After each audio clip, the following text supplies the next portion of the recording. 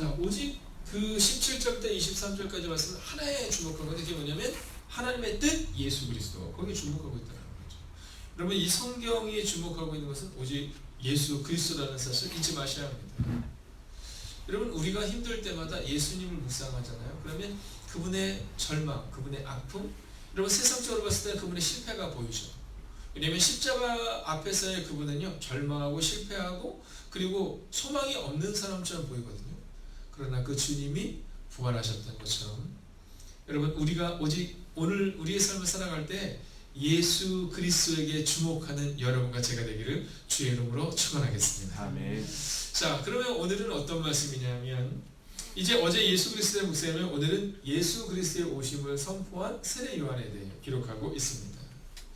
자, 이 세례 요한 우리가 너무나도 잘 알고 있는 말씀이죠. 오늘 주님은 이 세례 요한을 통해 우리 가운데 너희가 예수 그리스도를 바라봄으로 세례 요한과 같은 사람이 되라. 그리고 이 세례 요한은 나는 아무것도 아닙니다의 고백을 가졌던 사람이다 이렇게 말합니다. 나는 아무것도 아닙니다의 고백을 가졌던 사람. 자, 그러면 나는 아무것도 아닙니다의 고백을 가졌던 이 세례 요한은 조금 더 구체적으로 어떤 삶이었는지 우리가 함께 볼 텐데요. 24절에서 이렇게 이야기합니다. 함께 했습니다. 그가 오시기에 앞서 요한이 먼저 회개의 세례를 이스라엘 모든 백성에게 전파하니라. 자, 이 세례 요한은요 나는 아무것도 아닙니다라는 고백을 가지고 먼저 주님의 길을 예비했던 사람이라는 겁니다. 주님의 길을 예비했던 사람. 자, 보세요.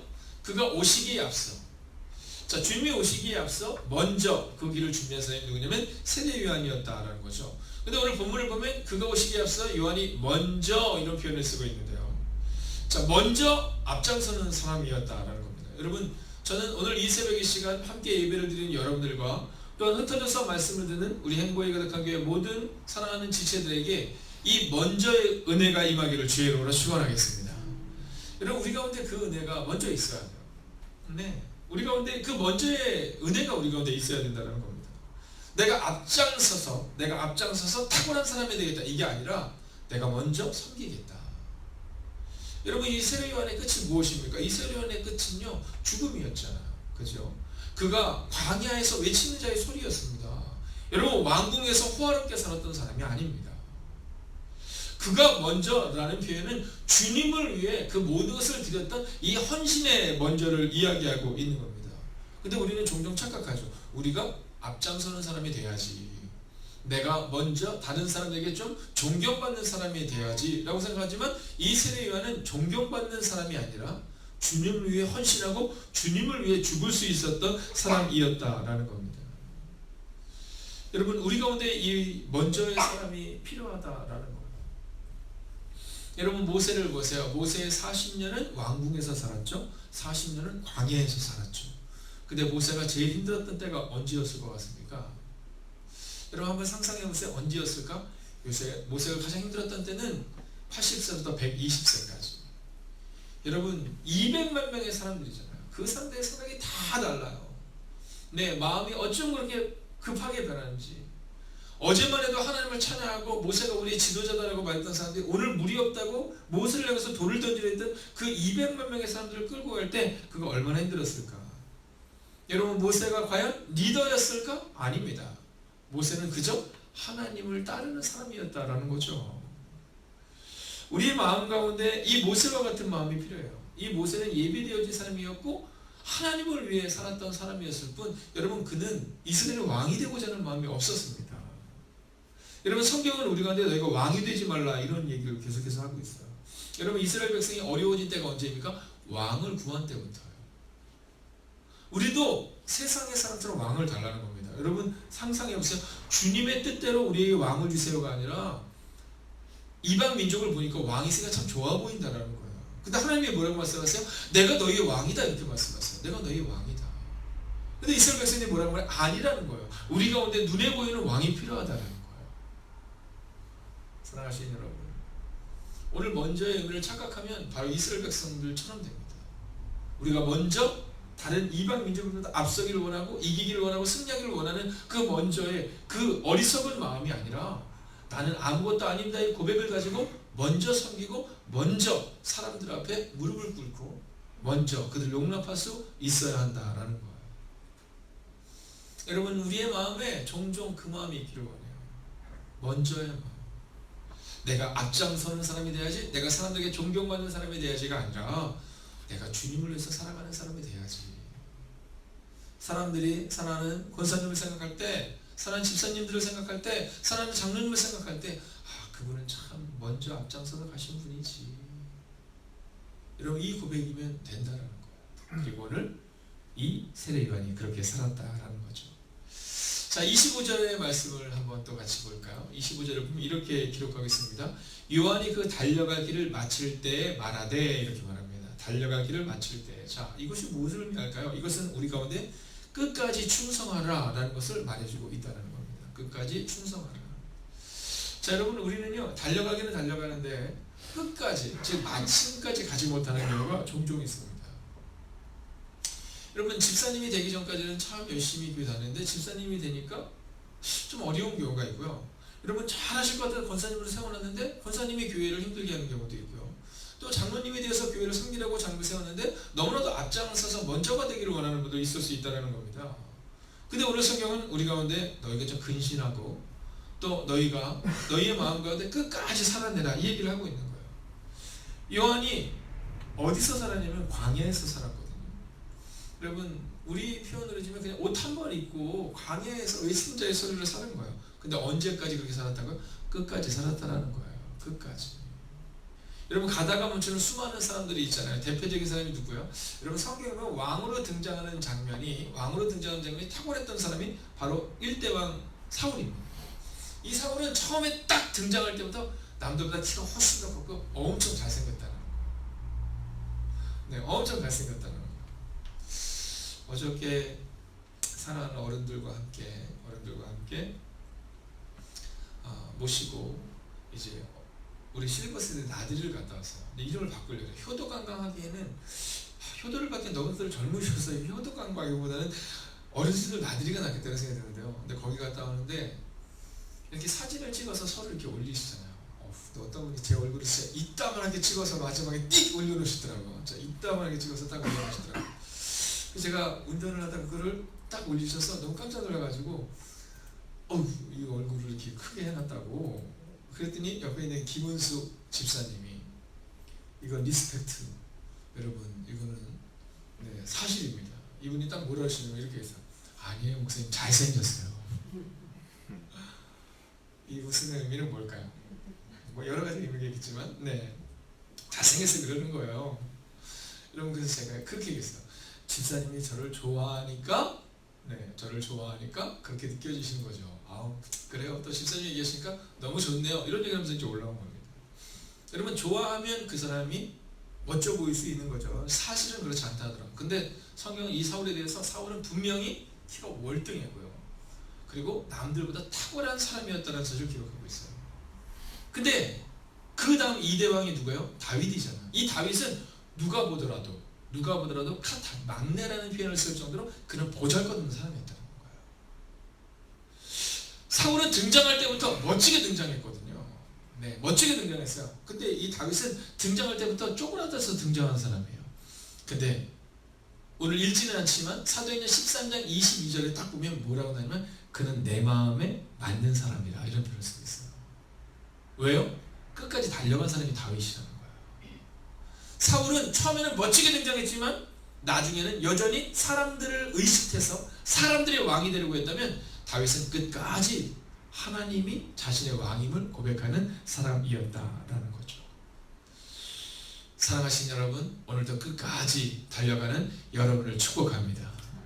이 새벽 이 시간 나와 기도하시고 또 함께 흩어져서 말씀을 듣는 이들을 주의 이름으로 축복합니다. 여러분 끝까지 달려가십시오. 그래서 이 다음 천국에서 우리가 만나면 좋겠습니다.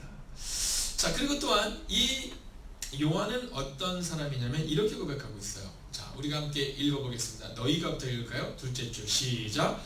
너희가 나를 누구로 생각하느냐? 나는 그리스도가 아니라 내 뒤에 오시는 이가 있으니 나는 그 말에 신발끈을 풀기도 감당하지 못하리라 하였으니 라고 말해요. 자, 이 세례 요한은 어떤 사람이면 예수님께 초점을 맞춘 사람이라는 겁니다. 예수님께 초점을 맞춰서 야 너희는 나를 누구라고 하느냐? 이렇게 물어요. 너희는 나를 누구라고 하느냐? 왜냐하면 이 사람들이 지금 세례요한을 누구로 보는 거예요? 메시아로 보는 거예요. 여러분 그 당시에는요 메시아 신앙이 있었던 때입니다. 히브리어 메시아라는 게 누구예요? 기름 부음 받은 자, 해방자, 왕으로 오는 자, 뭐 이런 의미를 갖고 있었기 때문에 여러분 우리나라가 일제 치하에 있을 때 우리가 해방을 원했던 것처럼 여러분 그들 가운데 그 마음이 있었던 거예요. 여러분 남유다와 북이스라엘이 나눠졌을 때 그것이 통일되기를 원하는 사람을 기대했던 것처럼 여러분 해방을 기대했던 것처럼 그들의 마음 가운데 메시아를 기다리고 있었거든요. 그래서 세례 요한을 메시아로 본 겁니다. 자, 근데 이 세례 요한이 뭐라고 말하면 너희는 나를 누구 생각하느냐? 나는 아무것도 아니다 이렇게 말하는 거예요. 나는 메시아도 아니고 아무것도 아닌데 내가 예수님이 오시면 그분의 신발끈을 풀기도 감당하지 못할 정도의 아무것도 아닌 사람이다 이렇게 말해요. 이 얘기는 뭐냐면 예수님께 초점을 맞췄던 사람이었다라는 겁니다. 여러분 요한을 향해서 마태복음 11장 11절은 뭐라고 말하면 내가 진실로 너희에게 말하는 여자가 낳은 자 중에 세례 요한보다 큰 이가 일어남이 없도다 이렇게 말해요. 여러분 모든 사람들 중에 가장 큰 이가 누구냐면 세례 요한이다 이렇게 말하는 거예요. 저는 이 은혜가 우리 가운데 있으면 좋겠어요. 이 은혜가 우리 가운데 있으면 좋겠어요. 우리의 마음 가운데 장로님을 딱 보면서 장로님 감사해요 이렇게 얘기했는데 장로님의 마음 가운데는 저는 아무것도 아니에요. 여러분 권사님을 딱 보면서 권사님들 보면서 권사님 계셔서 우리가 너무 힘이 나요. 딱 근데 권사님들 마음 가운데 저는 아무것도 아니에요. 여러분 집사님들을 바라보면서 어쩜 그렇게 예뻐요, 어쩜 그렇게 주님 위해서 헌신해요 이렇게 얘기하는데 집사님들 마음 가운데 저는 아무것도 아니에요. 여러분 이것이 바로 주님이 우리 가운데 원하는 거예요. 내가 집사인데, 내가 권사인데, 내가 장로인데, 하물며 저 같은 연약한 목사조차 내가 목사인데 이런 마음을 갖는 순간 우리는 아무것도 할 수 없는 거죠. 즉 우리가 나는 아무것도 아닙니다에 가장 겸손한 마음을 가질 때 여러분 하나님이 우리를 존귀케 세워주실 것이라는 거예요. 세례 요한은 나는 아무것도 아닙니다라고 말하고 예수님은 그를 향해서 여자가 낳은 자 중에 가장 큰이다 라는 그 믿음의 고백을, 그 믿음의 선포를 세례 요한을 향해 하시고 있다라는 거예요. 자, 그런데 주님의 그 선포에는 한 가지가 또 숨어 있는 게 있습니다. 그게 뭐냐면 내가 진실로 너에게 말하는 여자가 낳은 자 중에 세례 요한보다 큰 이가 일어남이 없도다. 여기서 끝나는 것이 아니라 그러나 천국에서는 극히 작은 자라도 저보다 크니라 이렇게 말하고 있어요. 즉 세례 요한은 예수님께 초점을 맞췄을 뿐만 아니라 천국에 초점을 맞춘 사람이라는 거예요. 여러분 천국에 소망을 두시고 살아가셔야 돼요. 이 땅에서 어려울 수 있습니다. 근심할 수 있습니다. 그러나 성경이 기록하는 것처럼 내가 이 땅에서의 화려한 천년보다 하나님 나라의 문 앞에 문지기로 사는 것이 좋다고 고백하는 그 믿음의 고백이 우리 가운데 있어야 된다라는 거죠. 여러분 오늘 제목을 꼭 기억해 주십시오. 나는 아무것도 아닙니다. 나는 아무것도 아닙니다. 여러분 이 마음을 가졌던 세례 요한을 통해 하나님의 역사가 나타나고요. 13장 22절을 보면 나는 아무것도 아닙니다라고 고백했던 하나님의 마음에 합했던 그 다윗을 통해 바로 그리스도의 조상, 육신의 조상 다윗이 우리 가운데 등장할 수 있었다라는 겁니다. 다윗의 꿈은 왕이 아니었어요. 여러분 저는 여러분들의 꿈이 집사요, 권사요, 장로요, 목사가 되지 않기를 원해요. 여러분들의 꿈이 교회 내에서 유력한 자가 되지 않기를 원해요. 저는 여러분들의 꿈이 나는 아무것도 아닙니다의 고백을 가지고 살아가는 하나님의 사람들을 꿈꾸는 꿈이 있는 하나님의 사람들이 되기를 바라요. 여러분 우리가 아무것도 아닙니다의 고백을 가질 때 주님은 우리 가운데 이렇게 말씀하실 거예요. 내 마음에 합한 네가 있어서 나는 좋다. 기도하겠습니다. 하나님, 내가 사람들 앞에 인정받기를 원하는 사람 되지 않게 하여 주셔서 사울처럼 사람의 왕이 되기 위하여 나아가다가 하나님께 버림받은 어리석은 사람이 아니라 오늘 다윗처럼, 오늘 세례 요한처럼 나는 아무것도 아닙니다의 고백을 가질 수 있는 하나님의 사람들이 되게 하여 주시옵소서. 그래서 나는 아무것도 아닙니다의 고백을 가진 하나님의 사람들을 통해 하나님의 나라가 세워지고 하나님의 가정이 세워지는 은혜가 우리 가운데 임하게 하여 주셔서 하나님 행복의 계획한 교회 어떤 교회냐? 나는 아무것도 아닙니다의 그 고백을 가진 사람들이 모여 세우는 아무것도 아닌 사람들이 모인 교회가 되게 하여 주시옵소서. 그러나 그 아무것도 아닌 사람들을 향하여 주님이 말씀하십니다. 이 땅에서 가장 큰 자다라고 말합니다. 그러나 천국에서는 그보다 더 큰 이가 수없이 많다라고 말합니다. 하나님, 비록 이 땅에서는 우리가 작은 자요 아무것도 아닌 자일 수 있지만 그러나 하나님 나라에서는 존중받는, 하나님 나라에서는 위대한 하나님의 사람들이 되기를 원합니다. 하나님, 다윗은 가장 작은 자로 의미 없는 자로 등장하지만 그러나 다윗은 하나님의 마음에 합한 자로 그의 인생을 마무리합니다. 하나님, 오늘 이 새벽 이 시간 나와 기도하는 하나님의 사람들, 하나님 눈물과 절망을 넘어서서 피로를 넘어서서 또한 자녀들에 대한 기도의 제목을 가지고 나온 하나님의 사람들을 기억하여 주셔서 그토록 지체들 가운데 함께하여 주셔서 하나님, 오늘도 나는 아무것도 아닙니다의 고백을 가지고 나아가는 하나님의 사람들이 되게 하여 주시옵소서. 하나님, 여전히 시험기간 가운데 있는 우리의 아이들을 위해 기도하는 어머니들의 눈물의 기도가 있습니다. 하나님, 고등학교 1학년, 2학년 그 아이들의 마음을 기억하여 주셔서 하나님, 이 시험기간을 믿음으로 잘 이겨내게 하여 주시옵시고 또 고3인 우리 수험생들도 끝까지 최선을 다할 수 있는 모습이 우리 가운데 임하게 하여 주셔서 하나님, 성경이 기록한 것처럼 뿌린 대로 거두는 은혜가 임하게 하여 주시옵소서. 하나님, 이제 오늘 우리의 삶을 주님께 온전히 이탁합니다. 오늘 하루를 살아갈 때 나는 아무것도 아닌 나의 고백을 가지고 살아가는 하나님의 사람들이 되기를 성부와 성자와 성령의 이름으로 간절히 축원하옵나이다. 아멘.